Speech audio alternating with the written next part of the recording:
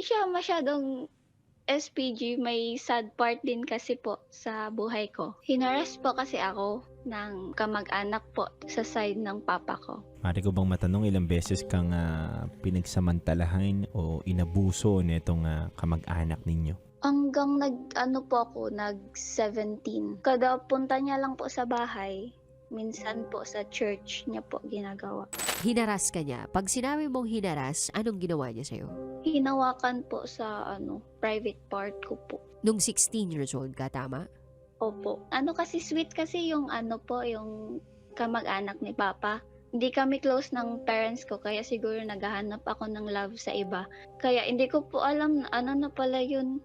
Masama na pala yun. Nagsumbong po ako sa sa kuya ko po. Anong reaction niya? Hindi siya naniwala sa akin po. Ilan taon na tong kuya mo? Ngayon po, 21 po. Oh, so magkasunod lang kayo. Yung kamag-anak na sinasabi mo na nangharas sa'yo o humawak dun sa maselang bahagi ng katawan mo, ilan taon to nung time na 16 years old ka? 23. So nung hindi naniwala yung kuya mo, anong ginawa mo? Nag-away po kami. Kasi po parang masakit lang po sa part na ayaw niya po maniwala kasi friend niya po kasi yung lalaki. Tapos criminology kasi yung lalaki po. Tapos may ginatago siya na baril sa church po namin. Parang may boarding house po. So yung kuya ko andun sa church. Kaya minsan pumupunta po ako dun. That time po yung last na sa akin. May lagnat po ako nun. Siyempre pag may lagnat ka po, hindi ka po malakas. Kaya siguro hindi ako nagpumiglas. Maaari ko bang matanong ilang beses kang pinagsamantalahan o inabuso nitong kamag-anak ninyo? Hanggang nag-17. 2 So- years. Kada punta niya lang po sa bahay, minsan po sa church niya po ginagawa. Opo. Sa 2 years na yun, ilang beses? First sa bahay, tapos sa bahay nung tita ko, tapos sa church po. Bata pa po ako noon, tapos nagkasakit po si mama ko po. So parang wala na talaga akong kakampi sa bahay po. Pati yung kuya ko kasi po hindi kami close hanggang ngayon. Tapos sinabi ko sa kanya ulit, ayaw niya po talaga maniwala. Dalawa lang ba kayo magkapatid, baby? Yes po.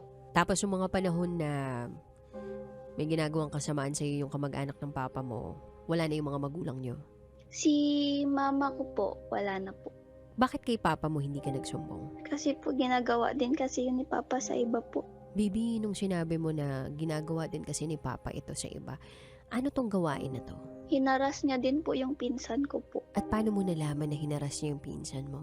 Sinabi po nung pinsan ko. Tapos yung kuya ko din po kasi nangaharas din po. Kaya natakot po ako. Kaya siguro ayaw maniwala sa akin kasi ayaw niya rin siguro maano yung sikreto na hinaharas niya din daw yung friends ko po sa church. So meaning yung papa mo and yung kuya mo, parehas sila ay gumagawa ng mali sa mga Opo. kababaihan. Opo.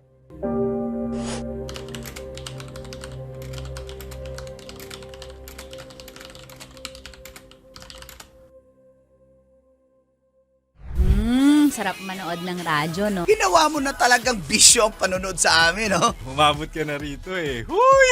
Kaya kung gusto mong tuloy-tuloy pa ang tawanan, Iyakan at kiligan, aba, i-like mo na ang video na ito. at mag-comment ka na rin sa Bisyo. Hit mo na rin ang notification bell. Para updated ka sa mga kaganapan namin dito sa Love Radio. Kailangan pa bang i-memorize yan? Basic.